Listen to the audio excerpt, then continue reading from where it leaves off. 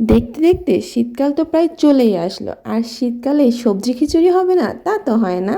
সবাইকে আসসালামু আলাইকুম, ওয়েলকাম টু নিতুস কিচেন। আজকে আপনাদের সাথে এমন মজার একটা সবজি খিচুড়ির রেসিপি শেয়ার করব, যেটা দেখতে যেরকম সুন্দর হবে, খেতেও হবে অসাধারণ। বাসার সবাই আপনার রান্নার ফ্যান হয়ে যাবে।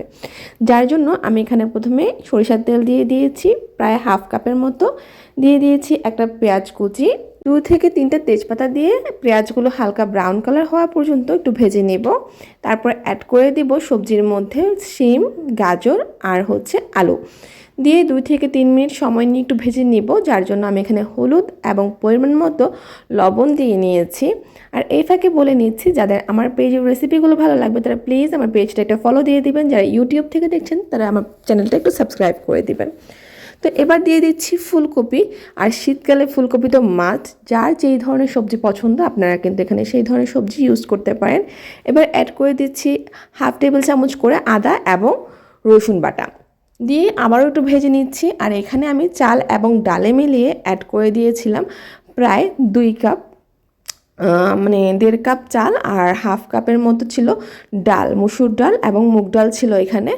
তো দিয়ে ভালোভাবে একটু ভেজে নিয়েছি। এরপর অ্যাড করে দিচ্ছি পরিমাণ মতো গরম পানি।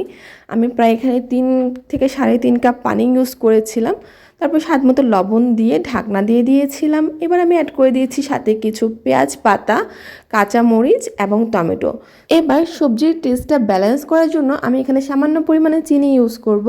আপনারা চাইলে নাও ইউজ করতে পারেন। আর সবশেষে ইউজ করছি গরম মশলা, মাস্ট ইউজ করবেন, কারণ এটাতেই কিন্তু টেস্টের অনেক পার্থক্য আসবে। তো ঢাকনা দিয়ে রেখে দিয়েছিলাম। আমি 15 মিনিট পর ঢাকনাটা তুলে এখানে ঘি দিয়ে দিচ্ছি। এতে করে কিন্তু খুব সুন্দর একটা ফ্লেভার আসে ঘিয়ের। আর খিচুড়ির সাথে ঘি আর কি লাগে বলেন।